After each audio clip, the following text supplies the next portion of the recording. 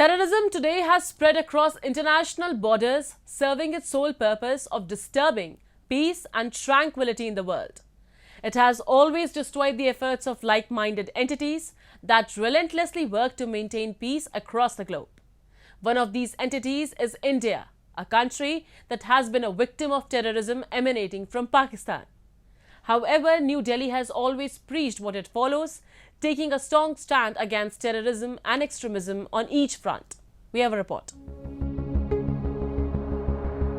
Pakistan has a long record of carrying out cross-border terrorism against its neighboring countries. Since its formation in 1947, Pakistan has consistently engaged in acts of cross-border terrorism, particularly targeting India. New Delhi has borne the brunt of numerous egregious attacks, all orchestrated and backed by Pakistan. These include the infamous assault on the Indian Parliament in 2001, the 2005 Delhi bombings, the 2008 Mumbai terror attack, as well as assaults on the Pathankot air base and the army camp in Uri, all attributed to Pakistan-sponsored terrorism. India has vocally condemned Pakistan's terrorist activities and has consistently exposed them on various international platforms. The long-standing challenge of cross-border terrorism. Recently, during a speech in New Delhi, India's External Affairs Minister S. Jaishankar reaffirmed India's firm stance against cross-border terrorism originating from Pakistan. He emphasized that India now responds more effectively to threats on its western front. The calculus of national security has understandably become much more complicated.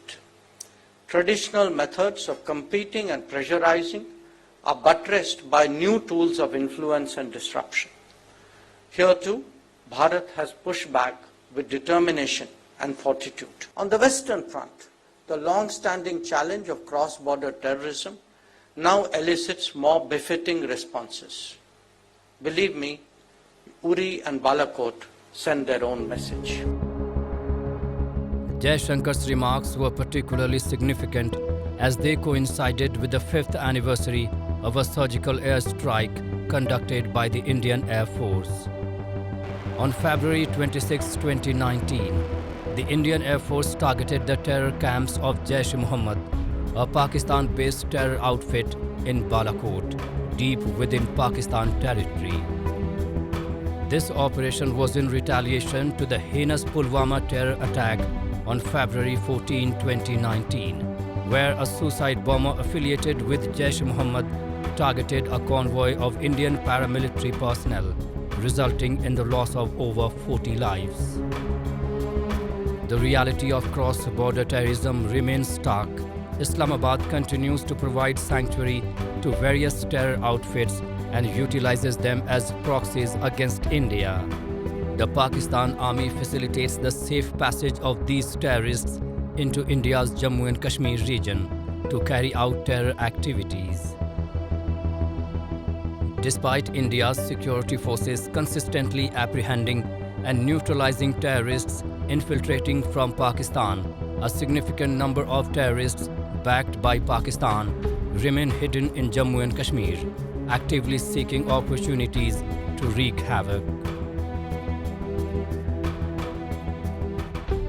The biggest problem that is there to counter terrorism is the terrain.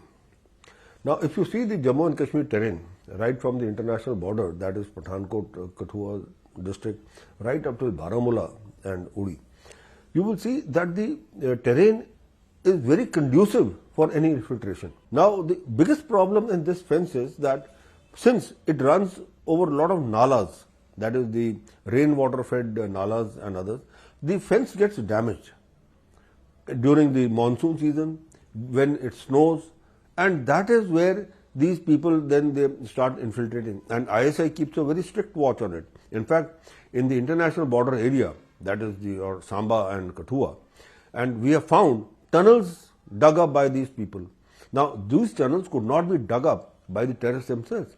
These are proper engineering concepts They are done by the Pakistani Rangers, engineers, and they are coming, some are even going up to 2 kilometers in length, starting from one post and crossing over the international border and coming into the Indian side. Leaders of terrorist groups operating from Pakistan such as Hafiz Saeed and Masood Azhar remain wanted by India, yet Pakistan has failed to take decisive action against them, indicating continued support for cross-border terrorism. However, India has implemented various measures to counter this threat, including military responses against terrorists and bolstering defenses along the India-Pakistan border. Despite the challenges, India's security forces have achieved successes in dismantling terrorist camps in Pakistan-occupied Kashmir. Cross-border terrorism exacts a heavy toll on the lives of ordinary people.